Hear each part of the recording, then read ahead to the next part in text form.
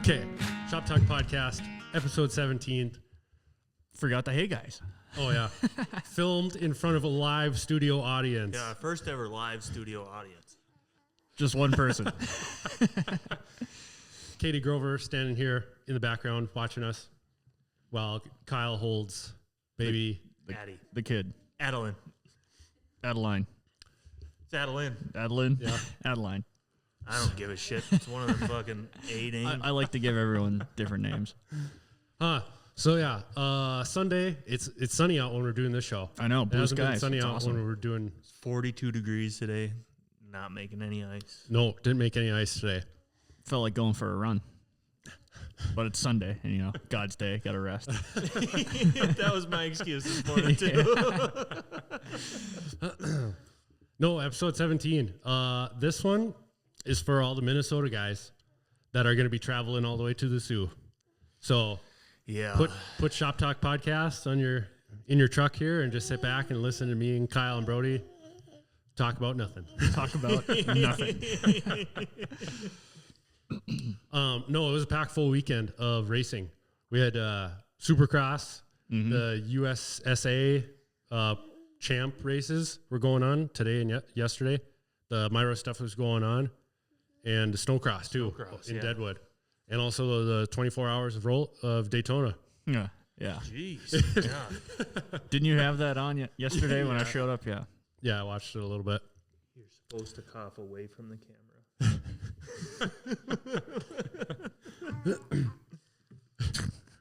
But so yeah, we're gonna give to get into it here. We got a few minutes. Yeah, a gnarly crash at Snowcross. Yeah. time. That was wild. Yesterday it was during the Snowcross round 3 of the Triple Crown, where Francis Pelletier landed on Elias Ishwell. Aren't they teammates? No, they're No? not teammates. Okay. Nope. Thank you. Well, And- yeah, that was a wild crash. Yeah, and we still don't know the condition of Elias Ishwell. Yeah. Oh, damn, really? Like, No. let us know. Like, Jesus Christ. Yeah, they haven't posted anything of what shape he's in or nothing. right. So that's kind of sketchy when Yeah. it takes. Yeah, like you can't find a replay of it or anything like that. I did find one, but it looks gnarly. Yeah. So yeah, that was too bad. My short little Snowcross rant. These Snowcross tracks are too small. Yeah, it's just a oval sprint Yeah. with bumps. They're too small. Like most of these track people have bigger, like the big teams, they have bigger practice tracks at their facilities. Yeah. Yeah. Than these little tracks that they're going to. I know they're limited on how much snow they have and how much snow they've made, but like, Make more. Something. yeah, Make more snow. please make a bigger track. Make a bigger something. It's so boring to watch. I think it's completely pointless to watch. It's Jacob Urich ended up Yeah. on the podium last night. yeah, that's pretty cool. Yeah, that was good. yeah, awesome for him. See him up there doing good. Yeah. So yeah, that was my Snowcross rant of make bigger tracks, Mm-hmm. please. Yeah. Like if every track could be like how big they make Elk River most times, that's always a nice track. And then like Lake Geneva. Lake Geneva is always a fun track. Going up and down the hill, it's a nice big track. Mm-hmm. But The tiny little oval that they just Yep. spin around on bumps on. And like case every giant mound they have out there. Dylan Stevens said something pretty funny when we were at Eagle River. We said, do the first 60 laps to the left and then plow and then do the last 60 laps to the right. Yeah. So That's one of the things that me and my brother have always talked about. So for like an oval race or whatever, he like so like you show up to the race that day and then they let you know if you're going left or right. That'd be pretty cool. yeah. Right? But yeah, Dylan said that when we were standing in the pits. And then so I thought of that watching the Snowcross too. It's like they went to the left on Friday. Why wouldn't they at least try to go right on Saturday? Reverse the track. I mean, because the groomers can work all night, reverse and everything. But that's just my little 2 cents on what, as a lake racer, my opinion, Yeah. we'll just get fired up. Or just as a spectator, it would be more fun to watch. Yeah. And they keep grooming the track too. Like leave let the track get rough for those guys. Mm-hmm. But if you last episode, so I've had a rough 2 weeks with hurt my shoulder and elbow at Pine Lake, and it felt good coming into Eagle River. And then after Eagle River, I got sick. Yeah, we can hear it. Sicker than a dog on a skateboard. It doesn't make any sense, but okay. That's pretty fucking sick. Oh, wait, when you put it like that, yeah, dog skateboard, that's fucking sick. Yeah. Or like dragons and swords, like True, yeah, sick. it is badass. No matter what, it's badass. Yeah. So yeah, but now I'm feeling good now. Like it's just in my nose. Like if my voice sounds different again today. Yeah, you sound a little weird. But so to get into Myra, the Myra race that happened today and yesterday, they were dealt some rough weather. Yeah. Like, they had a really nice track made, but then it rained on Friday night or even Thursday night, I think too. And like it was 35 some odd degrees there for those guys. But it looked like fun. Yeah, it looked like a blast. It looked like, from what you were showing me today, you know. Was it worse today than yesterday? Oh, yeah. It looked Was pretty like gnarly. a swimming pool, basically? No, the water wasn't so bad today. Oh, really? But it was just I'll be they got damned. down to the dirt. The ice conditions, yeah. But like if it's those ice conditions and that temperature out on a lake, those are some of my favorite conditions of like not native wash like 3 or 4 years ago where it was like 3 inches of standing water across the whole lake, but like a couple hours before that where there's just a little bit of standing water, then that's perfect. That's probably the most fun you can have, Brody. Yeah, because there's no snow dust, really. No snow dust and the ice is really soft, like Kyle, like so it's forgiving. Yeah. Like, Yeah, you get like instead of like when you blow a corner and stuff like that, it's not just standing your sled straight up and down, and you can actually kind of control it into a mogul. yeah, and like just the ice is soft, and so it's like it's a little bit easier to drive in almost. Yeah. I would say. Not burning high facts as much. I could see that too. But so we're gonna give the 21 sled of Troy and Ryan had a good run going in the first set. They did it weird today too. It was like they only did 130 laps, so it was like 40 laps and 40 laps and then 50 laps at the end. And Troy headed up front in that first set. Zach Dwald had a little crash, and then Ryan kept it up there in the top 3.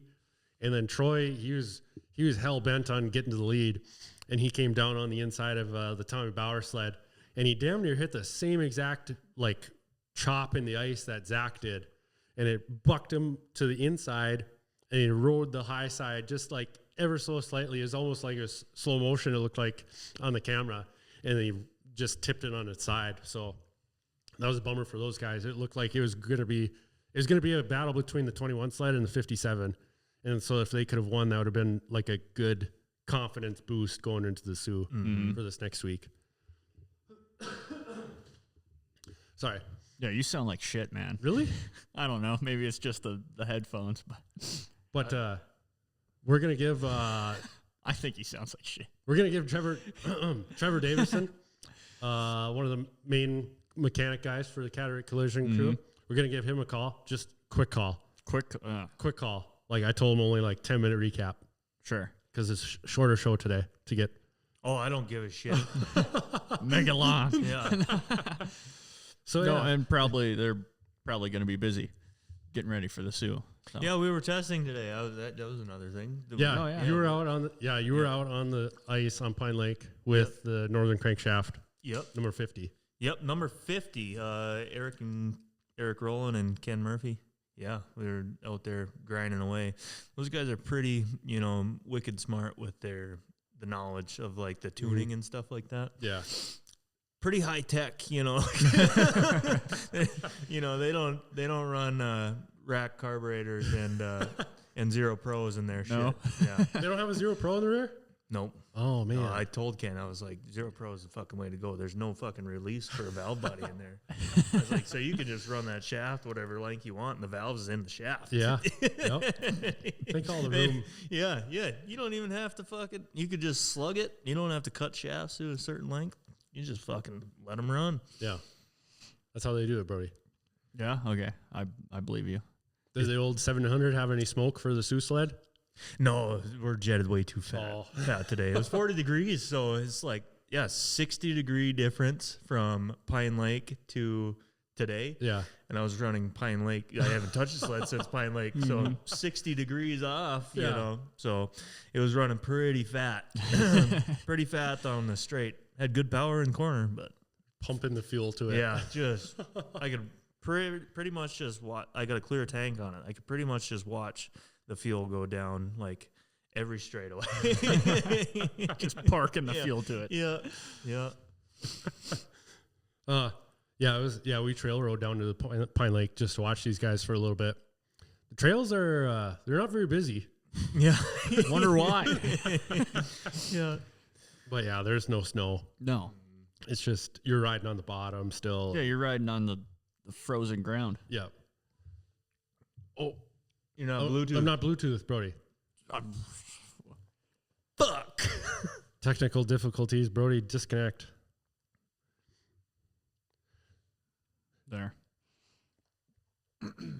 During the last Pulpamex show, they were trying to call Jorge Prado, and he's got a phone like from Europe and whatnot, and so they were having a whole shit pile of issues trying to call his phone, and then they ended up calling him on FaceTime and everything. FaceTime. And so they're a big show, and for them to have like 5-10 minutes of technical difficulties trying to call somebody, it was pretty funny. Oh, yeah. See, we're good. Yeah. Gunner. Trevor Davidson, how's it going? Oh man, I honestly we've been better. We are licking our wounds, man. What was that in the background there? Are you guys running a chainsaw? No, that would be a gantry crane because we just got to the shop and we are putting last year's SOO sled on the surgery table right now. Last year's SOO sled. So the chrome tunnel one? Yes, sir. Oh, okay. Yeah, it worked pretty good, so we're gonna give it another go, I think. Yeah. I mean, it did lead a couple hundred laps last year, so. Yeah, so we're gonna. It's pretty much ready to go. I mean, it needs just going over the fine tooth comb like we do usually, and Wes and I are here. We're getting ready to jam our qualifying setup in it. So yeah, should be good. So yeah, you guys just got back from Traverse City, Michigan. And It was a good run you guys had going for the 21 sled until it kind of came to abrupt end. Very, very abrupt end. Yeah, we made some gearing changes this morning, last minute, of course. You know how it is in the trailer. It's like Greg must have woke up out of a dead sleep in the middle of the night and said, "Oh my God, I have the magic solution." And yeah, so we made some gearing changes, looked at the data. We did get hot laps this morning, thankfully, which we didn't think we were going to. So that was huge. Get some more time on the track. And we looked at the data, and everything was right where we wanted it. We knew the track was going to get really sloppy, really heavy. So we thought we had a really good setup. And, I mean, it looked to us like all the changes that were made worked really good. I mean, they had great hole shots on restarts, seemed to have plenty of straightaway speed, and was handling pretty good. So yeah, it was a real heartbreaker when Troy was making that pass down in turn 3 on the inside there for the lead, and that same exact bump that got Zach early in the day just bucked him right off. Yeah, like, did you guys go down and look at the track at all afterwards? Like, was it just a hell of a square edge that they were hitting on the inside there, or what was it? It was so sloppy and muddy we could hardly make the walk down there. But no, so we didn't walk down there and look. But yeah, it was way up, kind of by the inside snowbank. I don't know if it was just a frozen chunk underneath the snow from when they were building the track or what it was, but there was several guys that hit it, and it really, really upset the sleds. Yeah, it looked like even throughout the whole track, there was a lot of really weird square-edged, like, ice shelves out there. Mm-hmm. Yeah, absolutely. And, I mean, it's just one of those things when you're racing in really warm weather with that soft ice, it starts to, it shapes weird, because the ice doesn't shave off real clean. So you really never know what you're going to get. Yeah, and I suppose with that water kind of sitting on it last night and yesterday didn't really help it, Kyle, because it really, you'd think with that water like sitting out on a lake, it does some funny shit sitting on the ice. Yeah. I mean, you never know what it's gonna fucking end up. Yeah. Yeah, and I mean, the first thing that came to my mind when I saw it happen is, wow, our Fox Zero Pro did not absorb that flow at all. No, you're off on your setup. It was like immediately, like I saw him hit that, and then the sled tipped over, and I was like, God damn, Zero Pros. Yeah, fucking, you got too stiff of a spring in there. I can tell you that. No, they work in the Gen 2. I know that. they work in everything you put them in. Yeah. I just don't see why Vince doesn't run them in his fucking Dakar setup. Yeah, it boggles the mind, doesn't it? Shit. But yeah, I mean, other than that little incident, everything was going really good today. Yeah, like it was looking like it was going to be a hell of a DeWalt battle at the end between Zach and Troy again. Yeah, it was certainly shaping up to be that way, and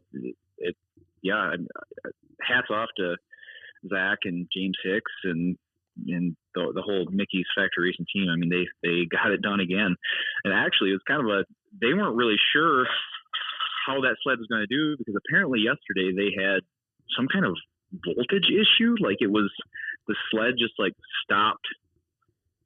It like stopped putting out voltage. It must be like the lighting coil or something, what runs their data logger and all of that. So did you know that apparently like 45 minutes before the race in Eagle River, they put a brand new stator in it because they were having the same problem? Oh, really? Oh, no. Yeah.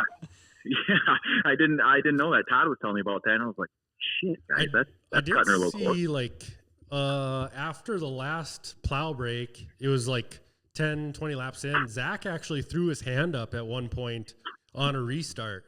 Like, I don't know if he sucked in water or something, but he went through the first turn with his hand up, and I was like, oh, shit, there went the 57 sled. But then he came. Oh, no kidding. Yeah, he came out of it. Huh.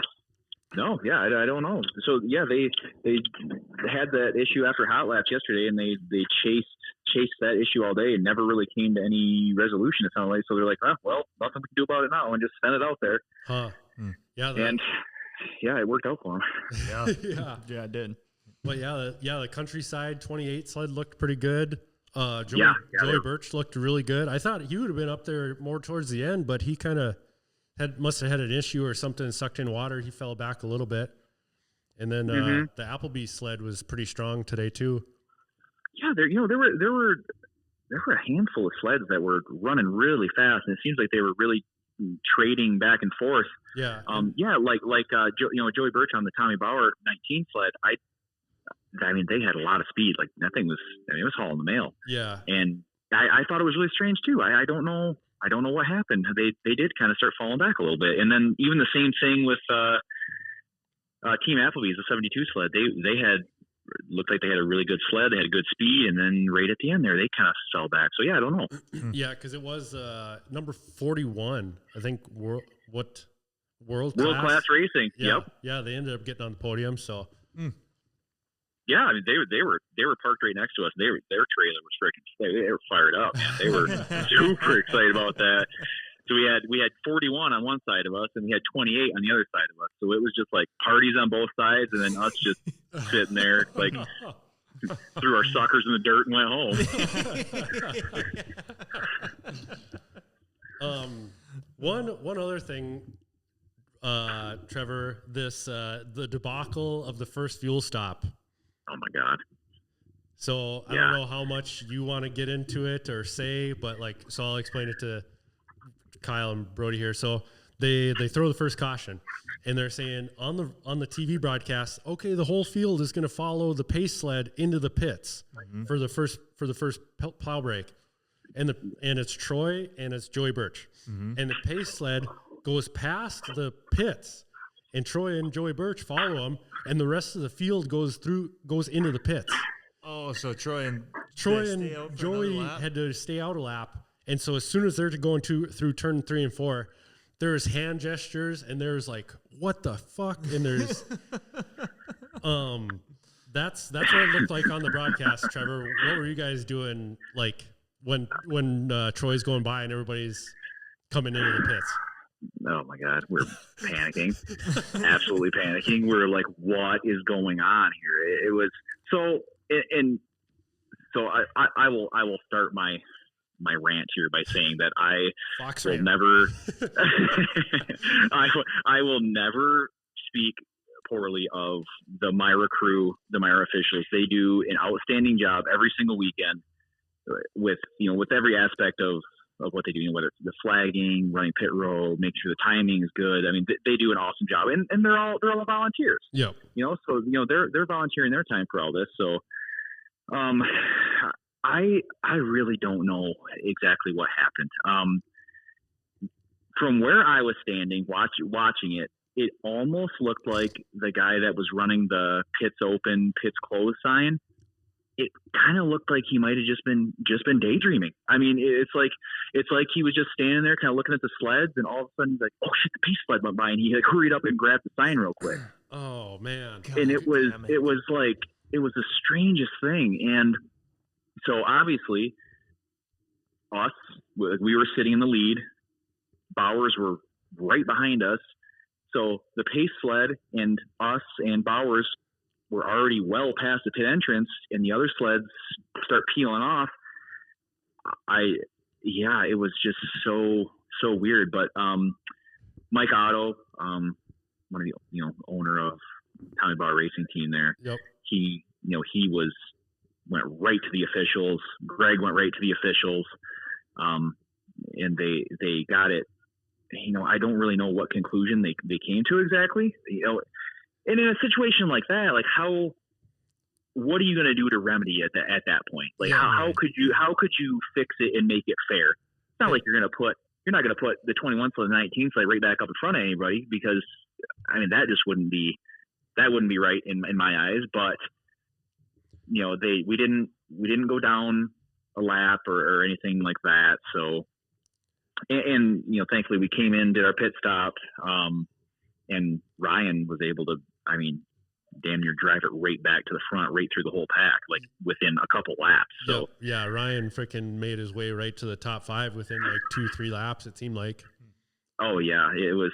I mean, it was good, but yeah, it was really, really strange. So that the guy that was running the pit road entrance sign, the rest of the Jamie Vincent, he's kind of like the race director for Myra there. He came down and was talking to Greg and Mike Otto.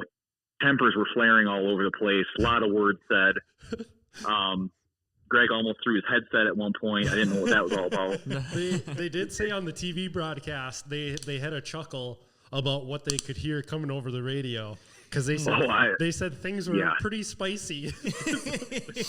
I am sure it got real colorful there for a while, because I know what I was hearing, and I was like, oh my God, they're gonna be a fist fight here.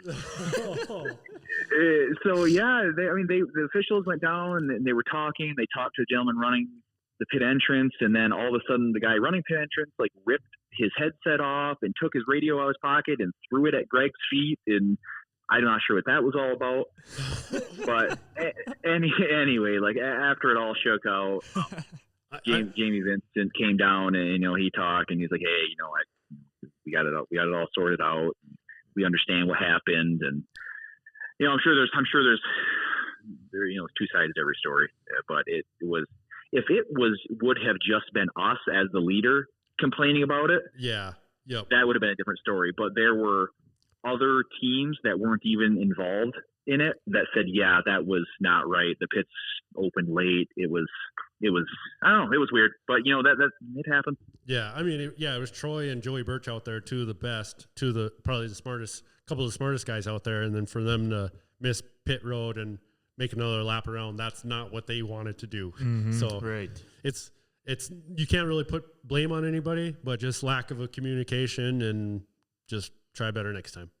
And honestly, like, for all I know, maybe the Myra officials, maybe there was a communication problem with it. Maybe his headset didn't work. Maybe at the last second, all of a sudden it came through his headset. He's like, oh shit, I got to turn my sign around. Yeah. I have no idea what happened, but I know what I saw, and it was not good. That was not a planned parade lap. Oh man.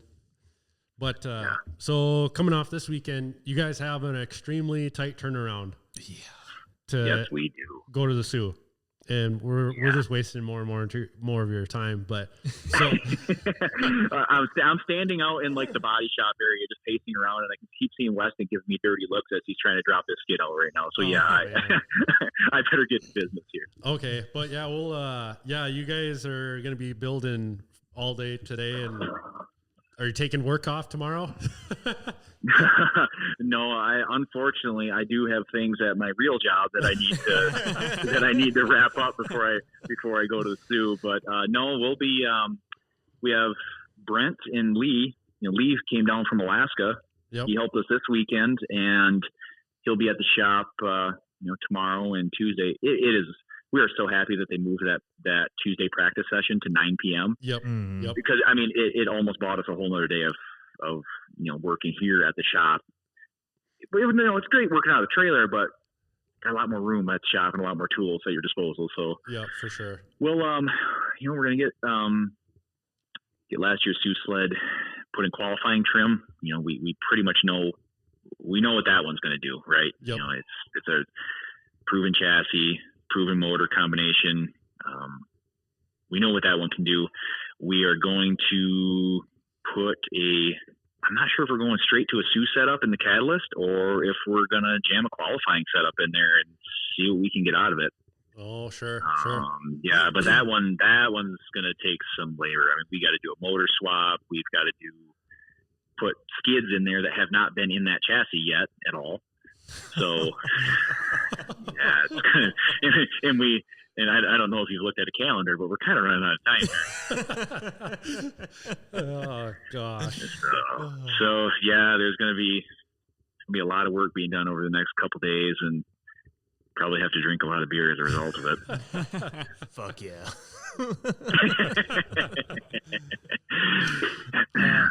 Well, okay. What day are you going to be there? Me and Kyle are driving out Tuesday morning. Oh, nice. Okay. Yep. Cool. So we'll be out there Tuesday. It's 10.5 hours for us. So okay. We'll be out there well before practice Tuesday night. So we'll be there waiting for the trailer. Okay. Yeah. Nice. Cool. Sounds good. I'll tentatively, I'm still planning on going up Wednesday morning and being there super early because Danielle's going to work at the hospital up there. It's kind of nice. She can just pick whatever hospital she wants around here that we own and just work at it. So she's going to work up there. So tentatively Wednesday morning, but I'm sure, Greg has a hell of a way of persuading people to do things they really don't want to do. So I have a feeling I'm probably going Tuesday night. So, but I don't know. We'll see. We'll see what happens. Well, okay, Trevor, tell Weston we're sorry for having you on the phone for too long. All right. Sounds good, guys. Hey, we'll talk to you later. All right. Thanks, Trevor. Thanks. See ya. Bye. Yeah, bye. Could have just told him it's work, man. This is work too. This is promoting the SOO. Yeah. And the team. The SOO should pay us. Yeah. I wouldn't go that far, but Yeah. Hey, motherfuckers. just saying, like, it's giving recognition to the mechanics that work on all this shit. It's kind of work. Yeah. Yep. No, yeah, I want to, in the SOO videos that I'm going to do this next week, I want to try to get all the people that help Cadarette, like all the mechanics and everything. Like he talked about Brent and Lee and Weston. And like we talked about last week, that's such a huge deal that they're building a sled for somebody else to ride. Yeah. Like that's what, like when me and you, Kyle, work on our own sleds, we get to go ride them. Yeah. And these guys work hard to have somebody else go ride them. Yeah. And so it's just yeah, and then like the finger still, can always be pointed right back to the mechanics, or the rider. Being a team is such a hard thing to get your head wrapped around. That's what I'm more worried about is like the finger pointing. What are you? So you're going out there with Northern Crankshaft as a mechanic. Yep. That's set now. It's labeled as a mechanic. Yeah, not riding. I told them I'm bringing my helmet and my tech vest, and they said, do it. And I said, okay. Just in case. I wonder if during like rookie practice on, I don't know, it's the Eastern guy is one of the other guys. Yeah, so another guy was it's actually kind of cool because it's one of Ken Murphy's buddies from New York who's raced sleds, I guess. And he's got a hell of an endurance, is what Ken was saying. But Ken was saying he just started working, or he works for a 1249 electrical union. I was like, I worked in New York for 1249 electrical union. He's like, yeah, he just started doing the matting and stuff on the big power lines. I was like, I used to do the matting and stuff on the big power lines. He's like, yeah, he just switched to a new company. I was like, was it Northern Clearing? He's like, that's the one. I was like, fuck yeah. So he took your job. Yeah. So, it'll be cool to have a conversation with that guy. I mean, and getting excited. All the people that are going to be on the Northern Crankshafts crew is actually pretty cool. So one guy that I've always looked up to, before Eric owned or took over Northern Crankshaft, John Rowland was always the old man in Northern Crankshafts, and he is so knowledgeable, like it's crazy. So I always enjoyed going there and talking with them, and he's going to be a part of the crew. And the Johnsons from Wisconsin. So Jeremiah Johnson has a hell of a Arctic collection. Yeah, I've heard you say his name on here before. Mm-hmm. Yeah, so like that TS Dyrdahl sled that we talked about, that was my screensaver. Yep.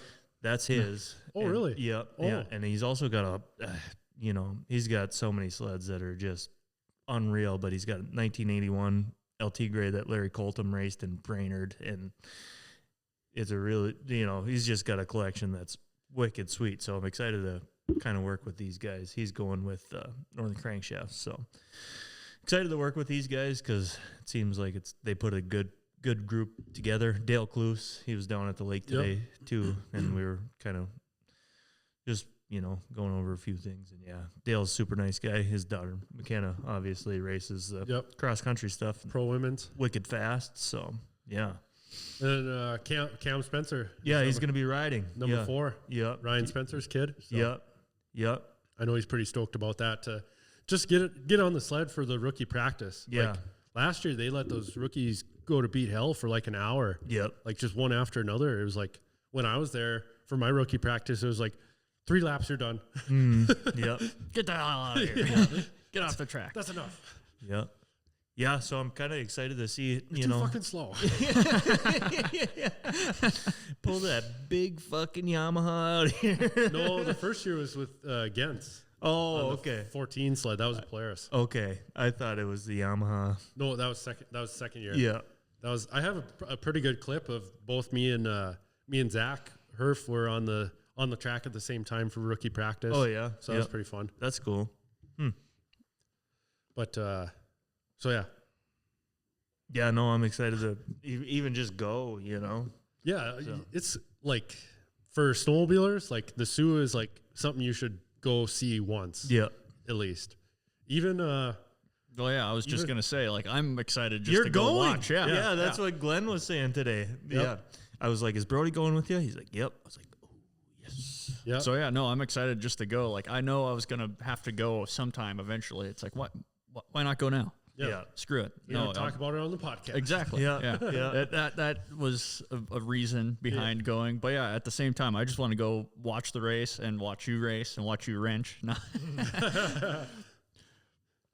They'll have to give you a GoPro. You can walk down to their pits and watch Kyle change a ski. Get right over your shoulder and just make it nervous. I'm just going to be bolting carbides on the skis all day long. I wonder what your job will be, if you'll be the front end lift guy or if you'll be putting a ski on. Or I don't know. I kind of went over everything with Ken, and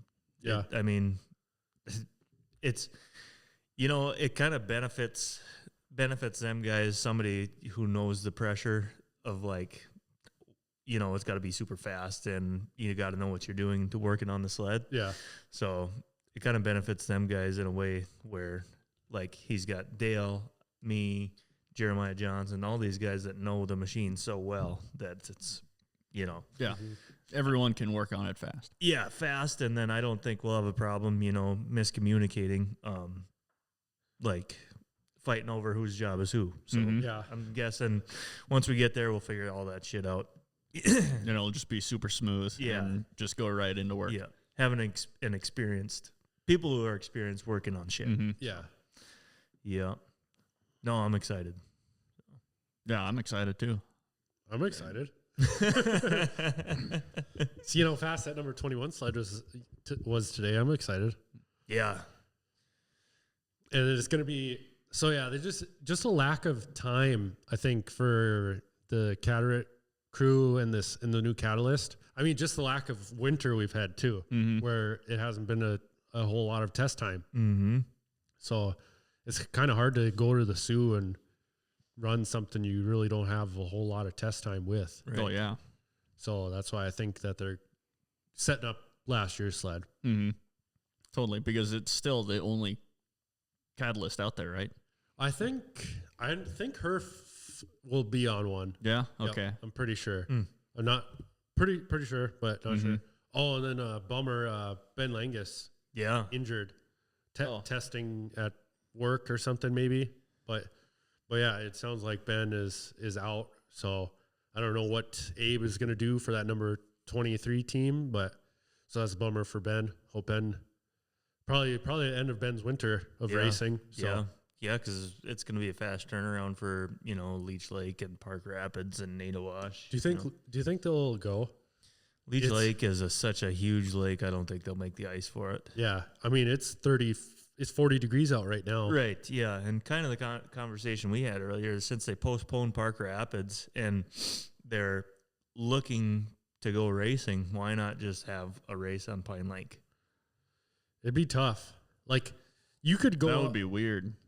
Two Pine Lakes. Two Pine Lakes would be odd. Well, it wouldn't be if it was Cord to do a second Pine Lake race. It wouldn't be like the Gerald Dyrdahl. No, I know. Right? That's why it would be so weird. If they're fighting for ice anywhere else, Pine Lake's got plenty of ice. Yeah. It's good ice. And it wouldn't be like put your name on the trophy. Yeah, right. No. It wouldn't be the Gerald Dyrdahl Memorial. No. It'd just be a core Pine Lake. Core Pine Lake race. Maybe. But like you wouldn't want to have the track on the same track we raced on. No, because it'd be all grooved out. Yeah. Like you could just plow the track 20 feet next to it. Yeah, or you could probably use the same straights, just blow the corner a little bit further. Probably closer, so you didn't have to cross that rut. Yeah. I don't know. It's a thought. I mean, there's good ice out there. Like, yeah, there's a shit ton of trucks out there today. All the way. I mean, they're all driving 50 miles an hour. Yeah. So it's good ice. They're not falling through. Yeah. Huh. Yeah. I guess I don't know. It's tough to say on how much ice there's gonna be, because it's gonna be after the SOO is that next week is when we're supposed to go to Park Rapids. Yeah. So I'm supposed to go to Florida. When? Right around then for a week, but it's only Monday to Friday, so I'm hoping it Talk about quick turnaround. Yeah. Oh my God. Jeez. Yeah. So there was that Alberta race on the 17th. It's supposed to be an Ice Le Mans race. So I was thinking about doing that, but that's the week before I go. So we'll see. Sure. But that's also Leech Lake, ain't it? 17th? No, I think Leech Lake as of right now is like 24th. 24th. That's what it is. Yeah. Yep. Yeah. Man. So if the Leech Lake does happen, I'm going to be all fucking sunburnt.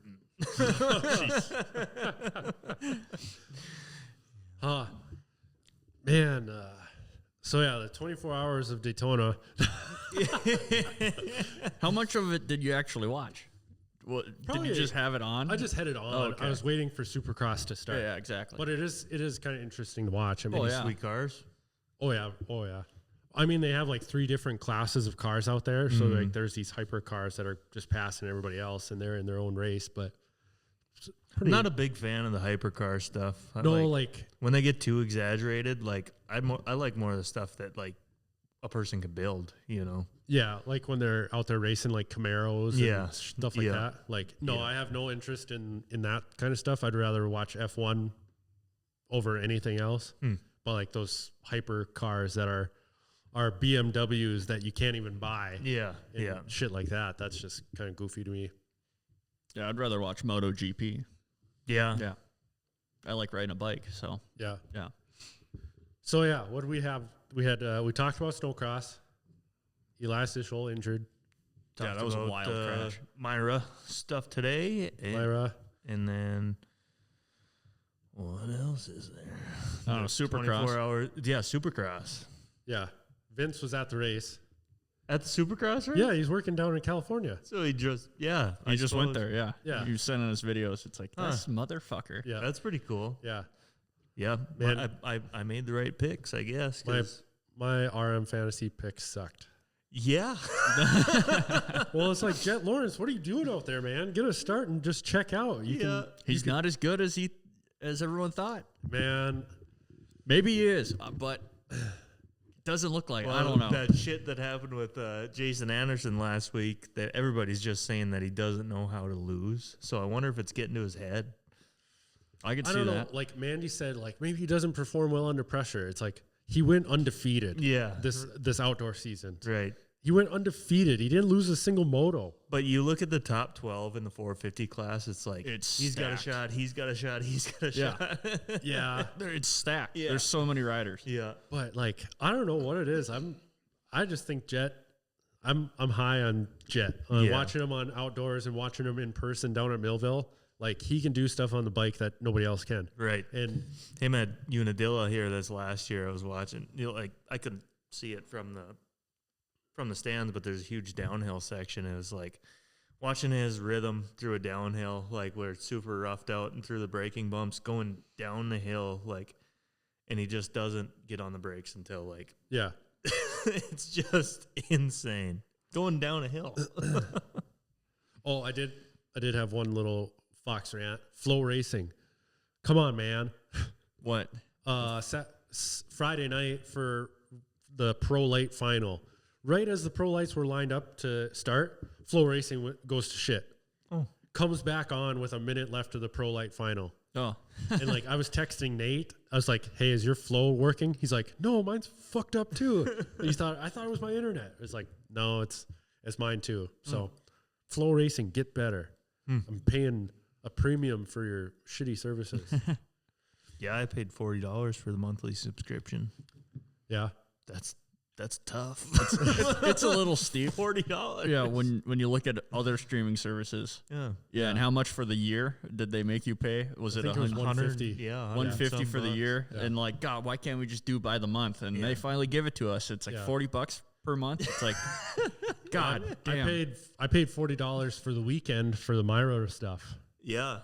And it was $100 for all the races or $40 for the weekend. It's like, well, I don't know how many races I'm going to, so I don't want to pay for this if I'm going to be at the race. But the Myra stuff is their first time ever doing it by themselves. Yeah. So like, can't really give them any hard. No, takes. The Myra we're not angry about. It's Flow Racing. Well, no, there's a few things that I just changed about the Myra stuff. Oh yeah, but it's their first time doing it, so I'll give them a pass. Yeah. But yeah, Supercross. Yeah. Do you think the fans have turned on Jet? Because he crashed and the fans cheered. This is just like the NFL right now. That they've turned on Patrick Mahomes. Yeah. Yeah. Yeah. Yeah. And everybody's fucking rooting for Lamar. I'm like, fuck yeah. Lamar's a bad motherfucker. That's going on today. Yeah, I think right now. Oh, really? I think Yeah, so. didn't the game start at 3? Or 4? Chiefs are winning right now, 17-7. What a and Oh, it's the end of the fourth quarter no, almost. it's the start of the fourth quarter. Oh, start. Yeah. God damn it! I hope the Ravens can pull this one off. Come on, Lamar. But no, I could see that about fans turning on him because no one likes like someone that is unbeatable. Well, that's no fun to watch. People don't like that. People like rooting for an underdog. A couple of years ago, not really a whole lot of people like Jason Anderson, you know, just because he was a motherfucker, you know. But now everybody's kind of going with Jason Anderson. He's getting faster, you know. So, well, he's been fast. He was the 2018 champion. Yeah, and like I've told, they've said it he's on good on even years. Even years, they've said it on the Pulp show that he's only good in even years. Because if you looked last year they were fighting this BFRC rear shock that they were trying to use. But the year before that, Anderson won 7 races. Yeah, which is 7 in a Supercross season is a lot.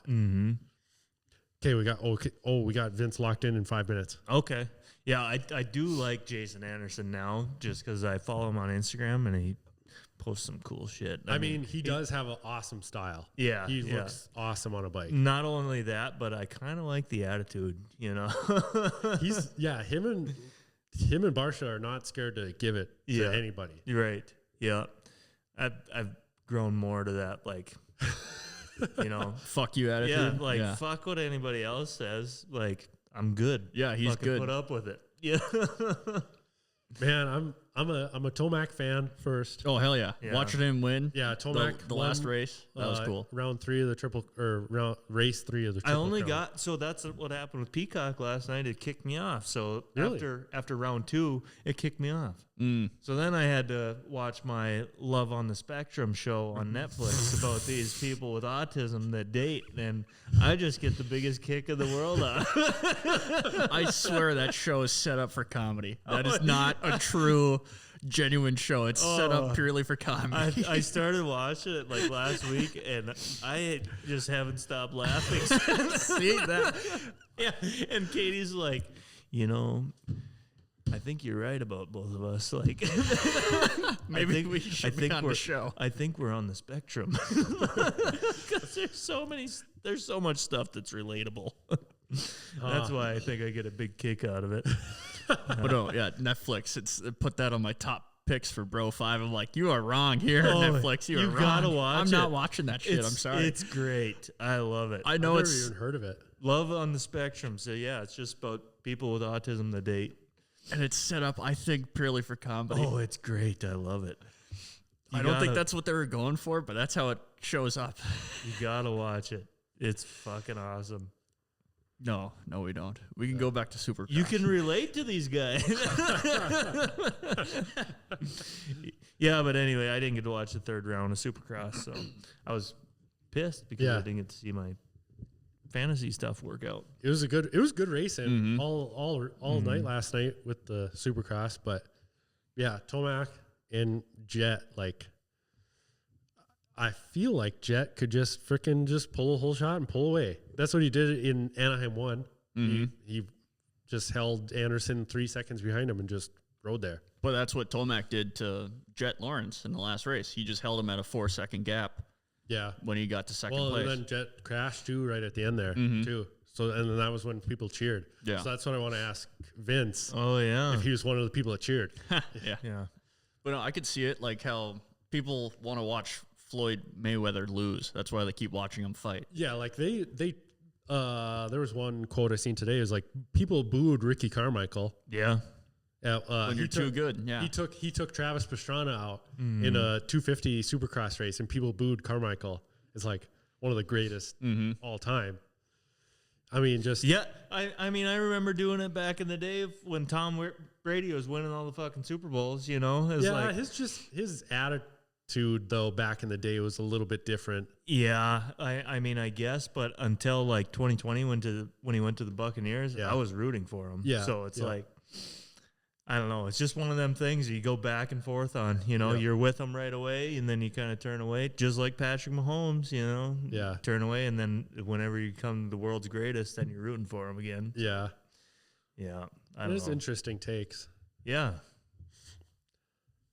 Well, yeah, like I don't know. I think like I hated Conor McGregor when he showed up in the UFC. Conor McGregor was just a loudmouth, bastard, but he was beating people. But now you want to watch him fight. And now when he comes back, it's like, son of a bitch. It would be cool to watch you win. We watched him lose his last Exactly. couple. Like, it would be cool to watch him because now he has lost. And so him coming back, loudmouth still, and like he actually backs it up and wins the fight, then it would be kind of cool because he has lost. And that's why I want to watch him win now. Jesus Christ. I mean, I'd like to see him win too. 185. Whoever he does fight. Or no, he's. How's it going? Hey, Vince. Vince, we're coming at you. Well, we're in Minnesota, but you're coming at us live from the desert. Hello? Copy? Oh, can you hear me? Yeah, now we got you. Okay, good. Okay, Vince, you're live in the desert. Outstanding. Yes, I am. It's very deserty and very live. You're at the races right now, right? We are, yes. God, that's fucking sweet. What? So, like, what are you doing? What are you racing down there? I did see on one of your Snapchat stories, Dustin Battle Axe Jones walked by you. Yeah. So we're just doing race support out here. So we're testing. Testing what? Well, shocks. Oh, I okay. thought you cut out there. Did you? Oh, Yeah, you cut out. You just said we're testing. oh. And then it just blinked out. No, just testing some desert rigs, stuff like that. Some of the new Maverick R, Pro R stuff. But what kind of a race is it that you're at right now? Like, is it a? Well, it's King of the Hammers, so it's mainly like a big like rock crawling kind of race thing, but they also do like a desert race as well. So. Oh, okay. It is King of the Hammers. I didn't know if that was the one that was going on right now or not. Yep. Is Deegan there for that one? Brian Deegan? Yep. Oh, okay. Do you know, he's not a Fox guy, so I suppose you don't know. No, he's Bilstein. Yep. So. Can-Am guy, but not Fox. You know, I met him one time in person. He sat right next to me at Unadilla. I was like, Good. You know, you're kind of a chode. Jesus. I don't know. If I met him, that'd be pretty cool. Yeah. I like Brian Deegan. Vince, but you were at the dirt bike race last night. You were at Anaheim too. I did. We made it for most of Anaheim too. That was sweet, huh? What'd you think of being there in person? Well, the highlight of the night was watching the futures race, and about every lap, somebody just about fucking died in the rhythm section. Like, I have never seen so many bar humps and praying for life in my, like, oh my God. It was entertaining. They were even crashing their brains out in their qualifier during the race day live stuff too. It's his phone. That's not us. He's in the desert of California. Yeah. Sorry. Yeah, we're just hoping for Starlink to really work out here. Yeah, There's like 9 million people, and we're about 100 miles from a real cell phone tower. Oh, geez. Oh, that Starlink is pretty damn cool. yeah. It actually works pretty good, Yeah. How's the setup in the Maverick R? It's pretty decent. We had a couple issues with some other stuff, but we just out with Dustin in the rock car today, checking some stuff out and all that. So that thing works pretty good. Did you tell him? Did you tell those guys like, "Hey, I got an important podcast to call into here in about 5 minutes"? I did tell him, but they were going out to pre-run rocks. Otherwise, he was all about calling in. So, oh man, maybe we could do it in a couple days. Sure. So I'll let you know. Or if you guys are still around in a little while. Huh. No, I know that. But if you guys are still around later today, we might be able to do a after hours. A clip it. Yeah, exactly. Well, we are planning on doing a 6-hour show, getting it 6 hours. Yeah, okay. Because we're gonna fill up all the Minnesota guys that are driving to the SOO. They're gonna be able to listen to us for 6 hours. Yeah. Perfect. It's way more than 6 hours to drive from Minnesota, isn't it? Oh yeah, it's like 10 and a half. But we're gonna take up at least half of their drive. Okay, perfect. That's what I like to hear. Like Alex Atine and all those guys, they'll be listening to us, just getting pumped up for the weekend. I bet if we wanted to, we could do a 6-hour show though. It wouldn't actually be that we'd hard. Probably have to call Austin Leak, and then he filled up 3 hours of it last time. Yeah, we'd just bring in Glenn. Yeah. Glenn would do a part 2. And we had Vince on for 40 minutes last week too. So if anybody wants us to put on a 6-hour show to take up your whole fucking workday, just let me know. That sounds like a long workday, 6 hours. You know what? That's a long work day. That's about my favorite kind of work day. Yeah, that's a short one. Well, you're working wrong. Yeah, I probably am. But Vince, I wanted to ask you. So when Jet crashed in Moto 3, the whole stadium cheered. Like, dude, there were these like girls sitting next to us, and you didn't even have to watch the race to know what was going on with Jet. They were so stoked about whatever he was doing, and so they started screaming and not well. And I was like, Jet definitely crashed, and sure enough, he was down. But they didn't show it on TV, but every single lap he went through that whip section, I thought he was going to die. I pointed that out. Yeah, Brody pointed that out. The few laps we watched him go through there, he was always really squirrely right along the right side of those tough blocks. Mm-hmm. Who did he pass in that whoop section? I forgot.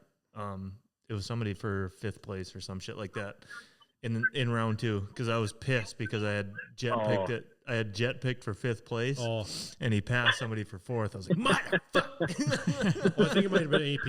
Yeah. Yeah, that's who it was. It was I think so. Yeah. Yep. Yeah. But yeah, it seems like the fans have kind of turned on Jet a little bit. And did you get that sense being in the stadium when they were cheering? Dude, everybody was jacked on Tomac being out front. Yeah. Like, every single lap he came through, everybody was cheering for him when he was out in the lead in Moto 3 or whatever. Yep. So yeah, maybe they're not turning on him. Maybe they just like Tomac more at the he's not like a scrawny from down under alien idiot. Yeah. And I don't understand why. There he cut out again. Yep. Yeah. Sorry. Oh, did I cut out? Yeah. How about now? Yeah, you're good right now. You're good for another 2 minutes. Well, I haven't been moving, so I don't know what the deal is. Oh, it comes and goes. It's the planet moving. Yes, it is. It's the rotation of the Earth. It is the rotation of the Earth and clouds. It's when we're switching satellites. Mm-hmm. All the data's up in the clouds, but there's no clouds here. It's just sun. No, we've had a full blue sky day up here too, so we don't have any clouds. It's almost like the desert, but it's really cold and there's snow everywhere and there's trees and so like the tundra. Yeah, there's no trees here, just lots of rocks. Huh. Hell yeah. Rocks. Yeah. I know.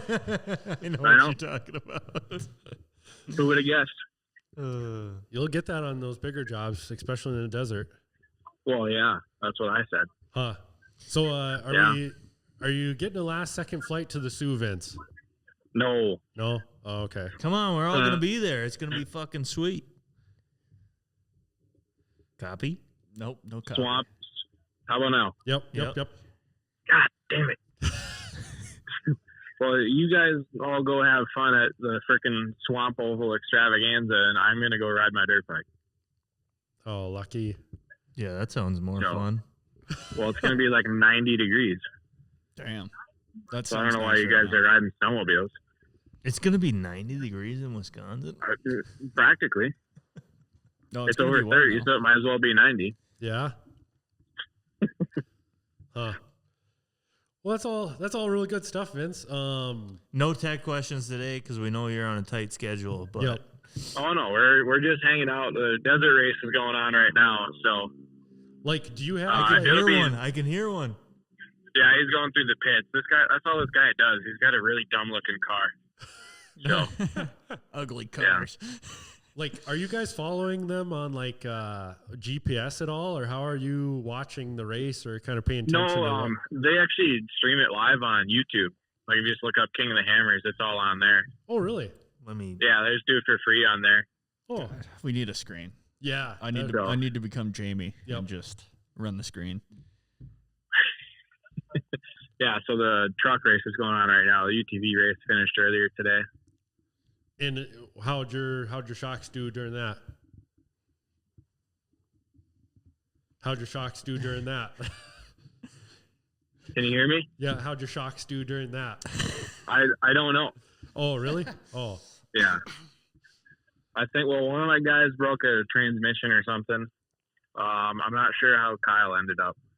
I'm good. And, yeah, Dustin didn't, and he didn't end up racing. They had some other issues, so. Huh. Yeah, we're watching it right now. It looks pretty cool. It almost looks like you're at Glen Helen. Very similar kind of thing, yeah. Oh. Except way far away from anything, especially roads. That's pretty cool. Sure. The desert looks sweet.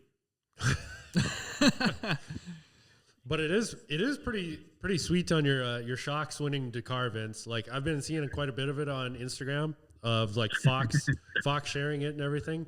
So yeah, that's pretty freaking cool that was your shocks you worked on that won it. Oh yeah, that was pretty good. I've never followed it that closely in my life. So, do you get any bonuses for that? Probably not. Probably just more work. So here, you did really good with this, so here's more. Yeah, exactly. That's how it works. Hey, we also want you to do our stuff. Oh, yeah. Good. Oh, sure. I see how that could work. Oh, good. Oh, nice. Yep. Yeah. I would be ecstatic to do more work. Yeah. So I'm gonna have to buy a DeLorean or something to get all of it done, but we'll figure it out. Oh, jeez. A DeLorean? Yeah, time travel. Get with it. Time machine. I know, but well, it sounded like you didn't know. You know. Anyway. When this son of a bitch hits 88 miles per hour, you're going to see some serious shit. I know. You're going to see really very fast. serious and shit. In the movie, they were like, "Oh, we're almost there." It's like it took forever to get to 88 miles an hour. That's an old car, bro. Yeah, I don't think they actually would do that, but because they had to make their own gauges for those. Like that's not what the actual DeLorean gauge looked like. Oh, for the movie, they had to make their own. Yeah, gauge. they made their own gauge faces to look like that. You're even a bigger movie buff than I am. Listen, man, I know a thing or two about Back to the Future and DeLoreans because one of my friends has one, and I know a DeLorean? lot of things about it now. Yeah, well, Hannah's dad has one too. Jeez. That's pretty cool. I know. That's really cool. Stainless steel body. You know what? When I was in New York, I did see one, and it was painted red. I was like, "You motherfucker!" What a bunch of idiots. Yeah, it was painted bright red. I was Really? like, this is whack. Huh. Yeah, that is whack. Vince, I did get a message this week about that the Vince on the show is a really good. Vince being on the show is really good. So keep it up. Am I? Yep. Hell yeah. I guess I can get angry, that means.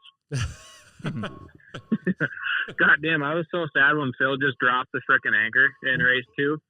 Well, no, what happened to him in race 3, though? Race 3, he was almost dead last.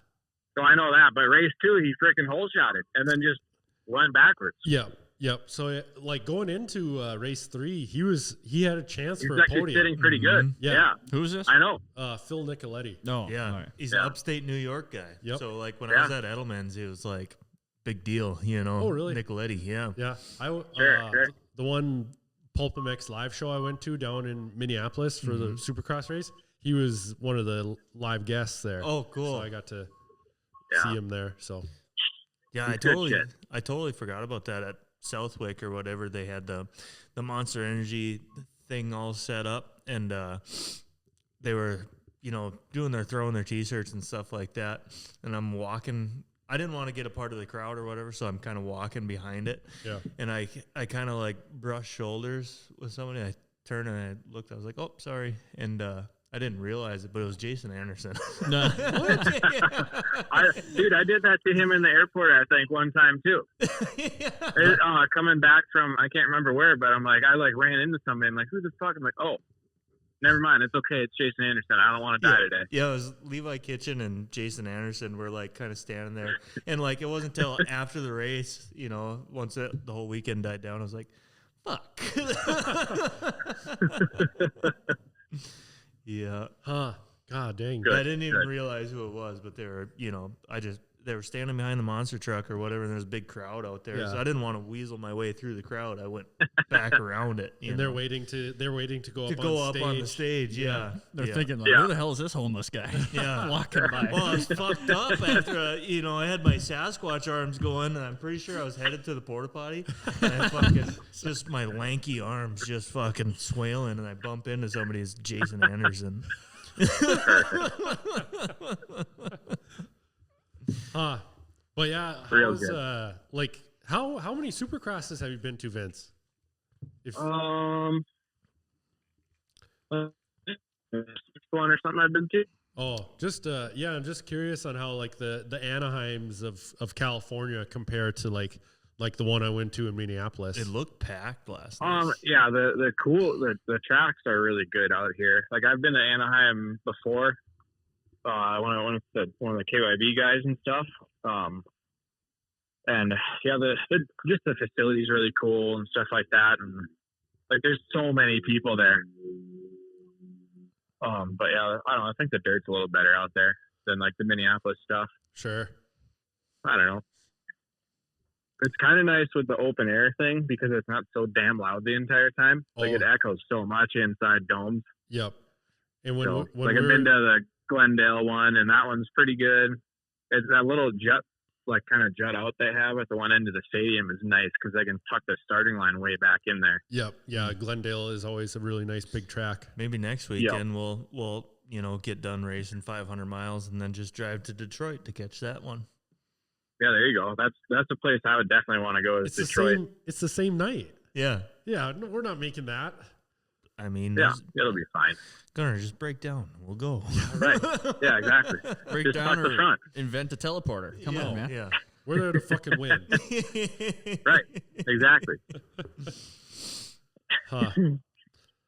Well, that's all really good stuff, Vince. We appreciate you taking the time out of your paid work day to give us a call. Oh yeah, I do what I can. It's for the people. Sorry for the people. Like he keeps cutting out. This is the best part of our show. Yeah, I know. I'm doing what I can here. But if you saw where I was, you'd be amazed it's this clear. Yeah. No, it does. It does sound good. Vince, whenever you get done and doing desert shit, whatever, we need to focus on this triple shit. Okay. I know. Don't worry. I've been looking.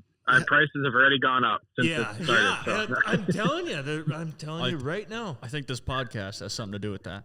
I know. And it seems like they're going to try and make it happen. And I like that they're not going to put a bunch of dumbass rules on it. Yeah, like we'll open mod 600, no year. Yep. Yeah, that's cool. Like if I want to make my ports as big as the fucking piston, I can. You know what? So. You're gonna blow the cylinder right off the fucking base go right through the windshield.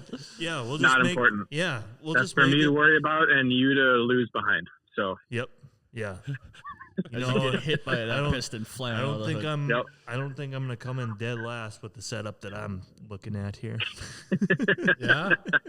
So yeah, that was cool to see that Chad replied to our podcast on Facebook, and he said my thoughts were 600cc limit, full mod engines allowed, no turbos. Yeah, run what you run. The ISR track thing kind of so it'd be like the same. I kind of figured you'd have to though. Same thing as the 440 rules. Remember they gave us a list of tracks. Yeah, Yep. Yeah. So like, I don't know. Yeah, I don't necessarily think you'd need an R-rated track, but at the same time, they are kind of fast, and they might want you to put one on. I don't know. I don't have an R-rated track on my 4-stroke. No, I don't have one. True. I mean, I do. hacksaw. Maybe that's why yours is slower than mine, Gunner. Maybe. You have an R track in your nitro? Too bad you weren't at Pine Lake. We could have. Well, I crashed my brains out on Saturday. Wouldn't have been a comparison. Because that's all they had left when I wrecked my track racing in 21 or whatever. They only had R-rated ripsaws in a 128. So I'm like, whatever. And it's the alternating guide clip one too. So that was nice. Oh yeah. But yeah, and then Chad said, I'm sure it wouldn't be hard to get $4,000 purse up. So one racer per sled, no team format. So that means I'm spending $10,000 on a fucking triple machine.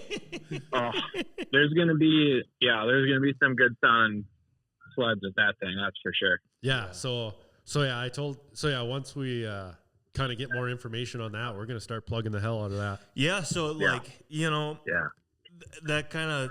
So being a 600cc limit, we could run these machines in the Pro Open class. Yeah, for sure. So you probably could, huh? Why the hell not fill the Pro Open with fucking greasy triples?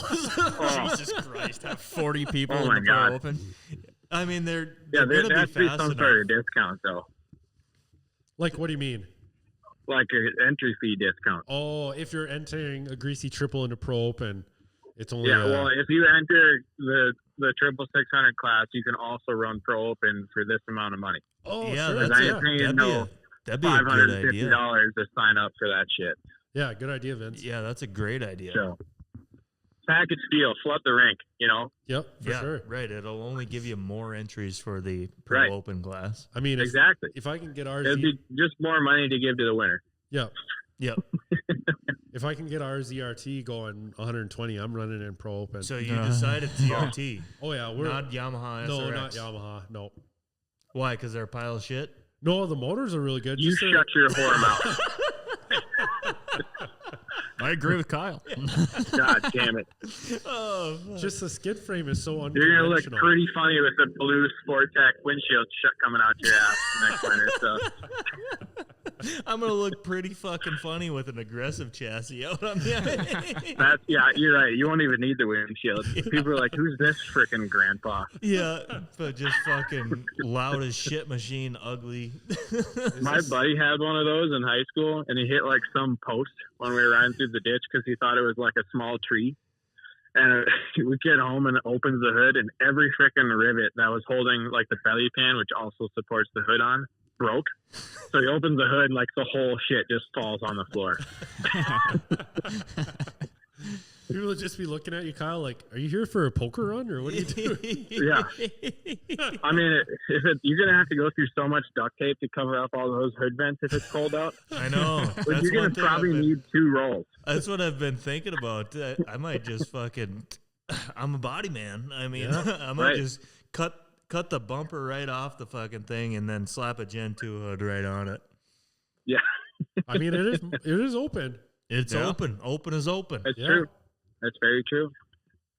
Get a Gen 2 SOO hood, slap it on there. Mm-hmm. Open's open. Look at the Nelson Racing sled. They got the brake rotor hanging out of the fucking belly pan.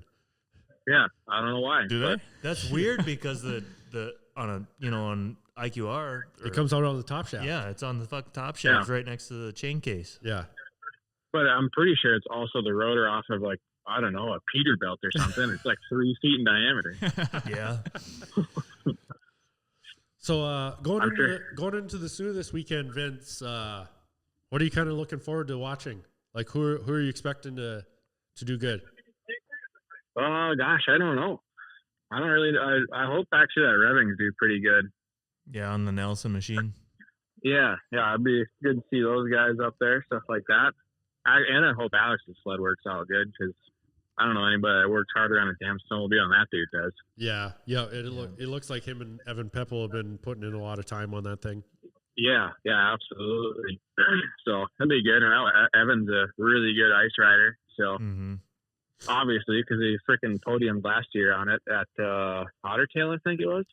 Or did he podium, or it was just top 5? I don't remember. And because he rode it in Pro Open, because Alex couldn't really ride it yet. Yep. No, I can't remember, but I know he did good. Yeah. And at least if Cadarette's run an older chassis, we'll at least have some VS3 rear shocks in it. For sure. I forgot your stickers. Yeah. Oh, you can just grab them on Tuesday. Yeah. Yeah, hopefully the catalyst gets going well and stops being bad, I guess. I know we're gonna have it there to like test, but I think we're leaning towards the older chassis. Just to run something that can go a distance right now. Yep. Because we are fighting a little fuel pressure drop also, which has been really odd. That's what you're saying. Yeah. Oh, the Chiefs are up 17-10. Baltimore's got the ball with 2 minutes and 30 seconds remaining. So they could tie it up right now. We need to get rid of these fucking softies, all right, Vince? We need to get rid of the Taylor Swifts of the world. That's where you're going with this. Okay. Yeah. Oh. We need some hard motherfuckers. I don't think Hannah's going to agree with you there. No, I don't think Mandy will agree with that statement either. No, we need some hard motherfuckers like Lamar Jackson, like Jason Anderson. We need more Cooper Webbs in this world. Sean Strickland. Yeah, we need more Sean Strickland. Hey, I don't know if you know Sean Strickland or not, Vince, but he rides a T7. I have no idea. Oh, he's a UFC fighter. But he rides a T7? Yeah. Yeah, he fucks. Yeah, he's pretty badass. Slaps. Yeah. You should have won that last fight. Yeah. I'll just say it. Yeah. Okay, Vince. Well, good information. Oh yeah. If you see anybody cool in the pits while you're standing there, just hand them the phone. So what have you been doing for the past 10 minutes that we've been on the phone, 20 minutes that we've been on the phone? Just standing out here, people watching, ignoring kids, asking for stickers. Cool. Adult stuff. Yeah. Yeah. I feel you. Everyday working man's grind. Yeah. Definitely feel. Oh, yeah. Huh. Heck yeah. Well, okay, Vince. Well, thanks for the time tonight, or as No problem. in California. Thanks for the time midday. Yeah, it's the middle of the day there. Yeah, you This must have just had afternoon. lunch. Actually, not too long ago. Yeah. So I know my timelines. This is like time look travel. at you go. Since we're talking to Vince, See? and we're like, Here comes the DeLorean shit again. But well, okay, Vince. Well, we'll talk to you probably after the SOO. Yeah, sounds good. But I'll I'm sure I'll be sending be you somewhere. Yeah, I'm sure I'll be sending you memes later today. So Perfect. Good. That's what we need. And if Lamar pulls this shit off, I'm gonna send you a cool one. sports. Yeah, Good. Good. watching the clock roll down right now. Okay, Vince. Well, we'll talk to you later. Good luck with all your Sounds Fox good. stuff you got going on in the desert. Hey, thanks. Good luck at the SOO. So, All right. Thanks, Vince. no problem. Talk to you later. Floats. Mega flow. Yeah. Vince, VS3 Suspension. Yeah, he's out in California doing cool shit. Yeah, that's What a what. motherfucker. Yeah. We're just Well, chilling here. He does like last year. He said he had to travel a lot for his job, and it got to be a lot. So like I could see like with me working on the road when you're having to travel, it's not very much fun. But now this year he's cut his travel back a lot. So it's because I did ask him that kind of when we first started hanging out. I was like, "Do you feel like you have to travel or you're getting to travel?" And he said he felt like he was having to travel when it was that much. But what he does is pretty cool. Yeah, no, it's awesome. It's not like showing up to a pipeline site and it's like, well, it's fucking muddier than hell out. Let's start scraping the topsoil off. Chiefs got the ball back. Oh, no, you're pissed. The Swifties are gonna win again. Is this the last playoff game? Yeah, this is the AFC Championship. Isn't there a game tonight? Yeah, Or- NFC Yeah, Championship. that's Who's in that? the 49ers and San the Lions. Francisco and Detroit. God, So hopefully all the the- 49ers win. All the Michigan guys are going to be watching that one. I hope the 49ers win it. Yeah. Really? Yeah, I do like Brock Purdy. I do like Purdy. Brock Purdy, Chris McCaffrey. Yep. You know, like not to be racist or anything, but all the whites on the San Fran team is pretty cool. I mean, I guess so, yeah. Sure, yeah. but I do like Jared Goff on Detroit. I do like Jahmyr Gibbs because he was on my fantasy team. The only reason I don't want the Lions to win, just like everyone else, I don't want them to get a Super Bowl win before us. Before the Vikings. Yeah, that's true. Yeah. Yep. How long have we been going for, Brody? Hour 17. So if you're on your way out to the SOO right now, you've made it an hour and 17 minutes listening to the Shop Talk podcast. Oh, plug. Yeah. The Shop Talk podcast fantasy league for the I-500. Yeah. Is that a thing? Yeah, we're doing it for the Okay, I-500. cool. So now we have to. Oh, so we have to come up with a list of all the entries. Threw my freaking paper away. It's up there. I didn't throw anything away. I never throw anything away. I'm a hoarder. Even Hershey's Kiss wrappers. No, I throw them. I actually throw a lot of shit away. I'm not a hoarder at all. I'm relentless. I'll throw it. I don't care. Christmas cards, they're already in the trash. Yours is hanging on the wall. I'm joking. No, they're still up. So with the Shop Talk podcast fantasy league, Cooper Gang is still winning. Obviously. yeah, Cooper Kang is still in the lead. So yeah, we're putting it out there that the I-500 is going to count for the league. Yeah, Since we've- because we're running out of races here. Yep. We were thinking about doing maybe an Iron Dog one, but Yeah, That would be hard. all the teams in that would be hard. that's what I thought too. So we were looking into that, but that's up to Mandy. So yeah, Shop Talk podcast, I-500 fantasy. Get your picks in. So it's for the all the prizes. Because right now we got Woody's Traction, $100 gift card, Fox, something. Something Yeah. from Fox. We Yeah. forgot to ask Vince about that, but oh well. Well, he don't know. He hasn't talked to his boss. Well, yeah. What And, if there was an update? And Spencer from the Carbide podcast, a 1 gallon of VES Polaris oil. That's what I'm pumped about. I Yeah. hope I come in whatever place that is. So right now, probably 3 prizes. If you or your business or race team wants to donate something for the Shop Talk Podcast Fantasy League to give away for the top 5 10 prizes, however many we get, we'd really appreciate it.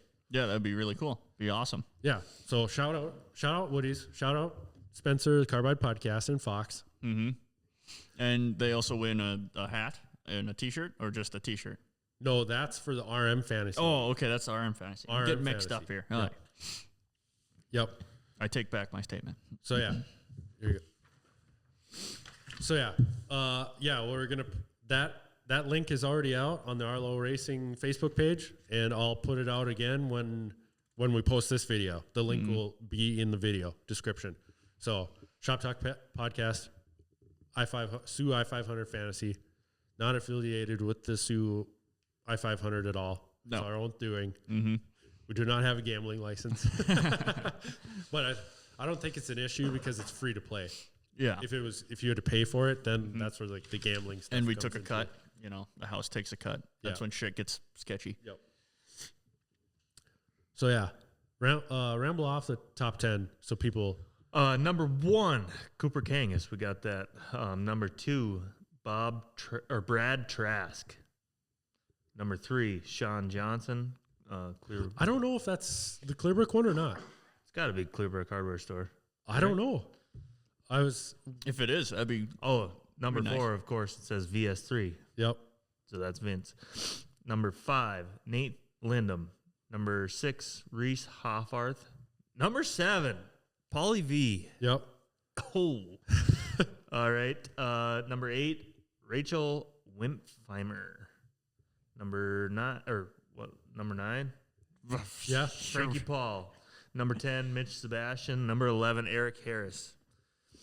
God damn it. I'm hoping to beat Eric. Yeah. So yeah, that's our fantasy league. We had 80 something entries for Pine Lake, so we really appreciate that. It's just kind of cool to play with, see how many people are kind of interacted with what we're doing. And throughout this next coming week, you'll have to pay quite a bit of attention based on how like the practice and stuff goes. The qualifying? Yeah. Yep. Yeah. We'll be posting the qualifying orders and whatnot and sharing all of the Cadarette Collision posts and everything. So that'll make it so easy for everybody to make their picks during the week. So yep. And like, I don't know when Mandy has it set up to close the picks, maybe Saturday morning. Saturday morning. 8 o'clock or something. Yeah. But yeah, your latest timestamp pick is the one that counts. God damn it. The Chiefs won it all. Son of a Really? bitch. Yeah, God. 17-10. Dang it. Come on, Lamar. See, there again, it comes in like Mahomes and they've been winning. The greatest of all time. Yeah, I and mean, like you want to see him lose just because he is the greatest of all time right now, supposedly. Not the greatest of all time. No, He's just but the best yeah, right now. exactly. Yeah. But at the same time, you got to give it to them. They keep winning. Like, There's obviously a reason why. yeah, Yep. like son of a bitch. But hopefully they just don't. I don't want to see them win the Super Bowl again. But there's a point. So like how I said I like the attitude from like Jason Anderson and all them guys. Yeah. I don't like it in the NFL because there's always somebody bigger that can whoop your ass. And it's such a team sport too Yeah, that right. it's not just on that one person. Yeah. Mm-hmm. Yeah. So That's why I like UFC way better than every other sport. because then you can actually talk shit. Yeah, because it's Yep, the it's- dude it's in like the cage. I'm talking shit to you, and it's all on me to back it up. Yeah, and it's all on you to kick my ass. Yeah. Yeah. So, yeah. What are you looking forward to at the SOO, Kyle? Really? I mean, I love working on the shit. Like, if I could make a career out of working on that shit, Yeah. I would. Really? Yeah. You don't think you'd get kind of sick of it? Like, I don't know that if I it ever would be your actual job? I don't know that I ever would. Huh. Because then, like, if it was your day job, like, develop new things. Yeah. Come up with new stuff. Yep. Huh. That would be more of a thing. I'm excited for you guys to be out there to see yeah. it. Because it's just something different. Just to walk around and see I'm going to what. have my binoculars. I'm going to be looking for you on the hill. I don't think we'll be on the hill. I think we might. no, he's going to be in the pits. Oh, are you? Yeah. Fuck yeah. Tell Cadarette and tell Northern Crankshaft, park right next to each other. No, they're actually on each end. Yeah. Like Cadarette is the first trailer on this side, and Northern Crankshaft is usually way down here. That sucks. So I'll be putting on my walking boots. Maybe we can meet in the middle. Whenever I'm going by you guys coming out of the pits, I'll wave at you to beat hell. Or if like you're down on a knee, like changing a ski or something, I'll hit your foot or something with my ski. That'd be cool. Just run over his leg. No, not run over his leg. Just give him a little twitch. Ken said he's got the a man lift ordered to park next to the trailer, Yeah. so we can go up in the air and spot. Oh, you can't like just get up on top of his trailer? I don't know. Oh. He said he rented one last year and he's gonna rent one again this year. Oh, So really? Oh, cool. Watch for somebody falling on a man lift. I'm sure. Yeah, it'll be you drunk at the end. Can't even wrench on shit because you've had too many. Yeah. No. As long as we're in it, I'm not gonna fucking drink. Yeah, I don't have a problem with drinking. kind of sounds like you do. No, I'm stoked. Yeah, no, I'm just excited to walk around, see all the shit that people have been talking about. Yeah, because like you know our biggest event here of Pine Lake. Yeah, like we put Pine Lake up here, but like the SOO is up here too. Yeah, like I want to see the hill people. I want to be one of the hill people for a little bit, maybe, walk around. Yeah. Yeah. And it's going to be so freaking nice out, too. Mm-hmm. Yeah, it's going to be 37. Yeah. 37? That's what I heard. Oh, I was seeing like low 30s, but at least it's going to be at least 30 for race day. So that's pretty freaking sweet. Yeah. I seen 37 last week, so it might change. Oh, yeah, it has been slowly going down a little bit. Well, that's good. Yeah. When we can race at 30 degrees, man, that is fun. That's when it's fun. I bet. I haven't raced in 30 degree weather. Yeah. You raced when it was 20 below. Yeah. And then when your fingers go like shot. Yeah, my fingers are still numb. Yeah. Yeah. It doesn't do that. Yeah, no. Well, anything else? I felt like I had something else. I mean, we got all of our bases covered. Yeah. I had a rant about Supercross, but it's kind of irrelevant. What about Israel? We don't want to talk about Israel. I'll go off for an hour and a half on that. Me and Kyle are going to do a driving 12-hour podcast. Yeah, we'll just go live 12 hours. That way we have something to talk about. I was thinking about putting something out there on the Instagram or the... Ask us questions. Yeah. I was thinking about doing something that. A live stream? No, not a live stream. No, it's just 12, 10-hour drive. Ask any questions. Yeah.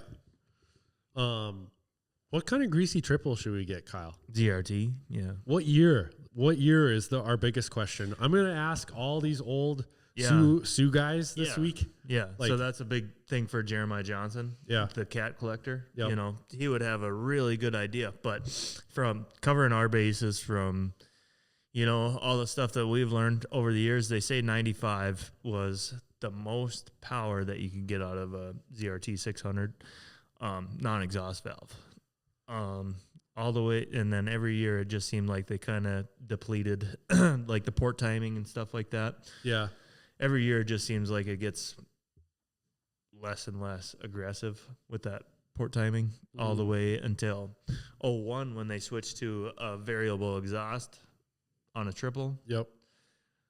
Which it kind of turns me off because yeah, we should ask Brian what his setup was. I think it was just a non-VES ZRT 600. But he had Viper pipes on it. Yeah. Remember him saying that? Viper brand. Yeah. Yep. Yeah. Well, that was just because it was a ZRT engine and a Snow Pro chassis. So the Snow Pro has taller shock towers. So you can't just fit regular ZRT pipes into a 01 chassis. Yeah. But I would assume they put the Yamaha Viper pipes on there because they worked really good too. Yeah. Yeah. So, that's what I should ask. They say that the 01 and 02 ZRT 600, the very last years of them, made all kinds of power and stuff like that. But being a mechanical nightmare might be another factor. But then I think it was in 01 also they switched to Mikuni rack carbs instead of the round slides. Yeah. So a little bit of an advantage there too. So that's really up to you guys. Yeah. And then, so what would it be? 99, they switched to a ZR3 chassis. Yep, So it was. then you're, you can change your bars up a little bit easier than the 95 through 98. The 95s were the ones that came out and up, and They're like this fucking wide. But yeah, we did sell our old 440 to Vinny Stevens bought it. Oh yeah, good. So Dad sold that. So now we're in the market for a greasy triple. Yeah, I would say really any year ZRT you're probably safe with, just because. I mean, but why we like the 97 440 so much is because it doesn't have the power valves. Yep. And it's just so simple. Yep. And that's what you'll get from a 95 through 99 or 2000. Yeah. It's interesting. Yeah, but the newer the year, the less aggressive the port timing and stuff is, I guess. But we're gonna go all out with the porting and polishing. Yeah, it's I mean it's an open class, so yeah, it's not like it's a stock stuff. So no, I doubt we'll do any porting or polishing. No. Yeah, because they made pretty good power. They had factory triple pipes. They made pretty good power with the factory pipes. So like that's what I've heard too. Is that if you have the factory pipes and you just put like 3 stingers on there, it hurts it. Yeah. Like you got to do full pipes and full exhaust to make a difference. Yeah, the factory stuff works good. Yeah. It works really good. But I want that thing to just sit there and just crackle. Just pop, pop, pop, oh, pop, they pop, do pop, from pop, the factory. Really? Because I've heard some stock videos where like yeah, it's a triple. It don't really sound like super exotic. You can get the just the factory triple pipes, but get the fart cans for them. They're just little stingers. That's what I said. Yeah. But they don't they almost hinder the power. Yeah. Mm-hmm. Hurt the performance. Fuck the performance. You just want it to sound good. No, I want it to be fast. No, it's being fast is key. Then you can make it look good, and then you can make it sound good. Yep. Yeah. But making in that it order. sound good affects the performance. Well, sometimes. But if it hurts the performance, fuck it, sounding good. In that order, it's got to perform fast and turn and everything, and then look good. Then you can make it look badass after it's running good. I would say, that ZR1 chassis would probably be a good one just because it's all the same as your 97. Yeah, that's exactly what we're looking at, like some skid frame pictures, and it's like, well, it looks like we could set it up identical to our 440. Yep. Like maybe that's what we should just. Well, racing pro is fun and everything, but like racing these old sleds, that's so much fun. That's why we don't, that's why the only reason like we do it is because it's fun. Yeah. Yeah, you want to go like extra fast and pro and push it hard. We don't care to do that. Yeah. Yeah. I'll just race the Gen 2 in the classics. Yeah. That's what we're setting it up as. Dad's going to race. You're going to race this Gen 2 still. And then Dad's going to get this greasy triple and race that in the classics for his fun. And then I'll race the triple in this triple money race that they got going on. Ooh. That'd be fun. Yep. And then the triple is kind of a cool, it should be just a cool build. Yeah. Like they're fun to build. Yeah.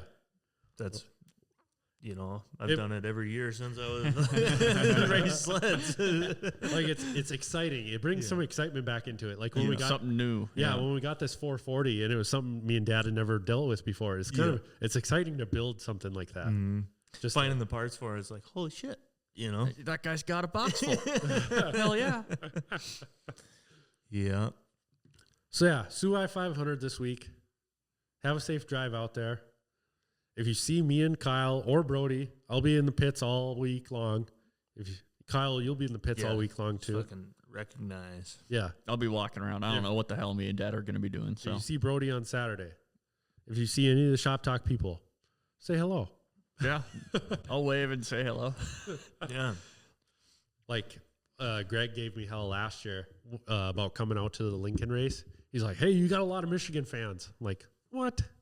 And then when I got out there, and they pull all the sleds up at the start of the race and everybody's just sitting on the front stretch, I had a lot of people come up to me and just say it was cool to have me out there. And so I think maybe it's just because it's a new face out there kind of for them. Because and they always bring up Lake Le Mans or like cross country racer. So like this guy loves the rough shit. I love rough shit. Yeah, love rough shit. Here's Gunnar Arlo, the bad motherfucker from Minnesota ice racer. I laugh so You're much. kind of like Son Strickland of the snowmobile world. No, he is not. No, I'd say like Justin Gaethje or something. Yeah. Yeah, that's a better one. Who's the guy that got beat up by Jake Paul? I forgot his name. Which one? He was the UFC fighter. There's been a couple. Ben Askren? Yeah, Ben Askren. That's me. I just get beat up. Hey, he's a world class wrestler. Like, I would not want to wrestle that guy. Oh, hell no. No. But at a boxing match, sure. Yeah, he had fucked up hips too. Yeah, and that was just a money payout for him. He didn't care if he was going to win or lose. Yeah. No, I get a kick out of that when they say that I'm a cross country racer or something. Like this guy hasn't ran in the ditch for years. Yeah. All the actual cross country guys like Herf and Reverend. Yeah, exactly. Just, they're just like hands up in the air. Well, what the hell? Yeah. I am not telling them to say that. No, that's just what they say. Yeah. And it also helped you that, was it your first time, like, to run the SOO? They called you 14 hours before the race? Yeah. And so like that was a big kind of hype thing. Like, they just called this young man from Minnesota last night, and he made the trip out, and now he's out front. Yeah. Who the hell is this kid? Yeah. That was pretty damn cool to watch. Yeah. I gotta pee. To wrap it up? Yeah, how long? Hour 36. That's good. That's good for the algorithm. Yeah, that'll peak performance. Yeah. It's just like, port timing and jetting. You want to get the right numbers. Yep. But even last week's video did really good too. Your kid's tearing apart my house, I bet. Yeah, we got all the cabinets, the doors taken off the cabinets, and all the Little Adderall. Yeah, little Adderall. Yeah, little Adderall. That's my nickname for it. All the labels on the soup cans are gone. Good thing I don't have soup. Soup is for pussies and the weak-minded. I hate soup. Soup is not even food. You're not making it right, bro. I want to chew my food. I'm not drinking whole food. I'm not for soup. Let's wrap this shit Yeah, up. We'll end it on that. We'll end it on that. Fuck soup. Thanks. Fuck soup. Thanks for watching, everybody. Thanks for listening. A good Hawaiian roll with some chicken noodle. Don't care. Just give me chicken. All right. Thank you. Yeah. Thanks for watching. We'll see you guys after the SOO. Yeah, we'll be back. See ya.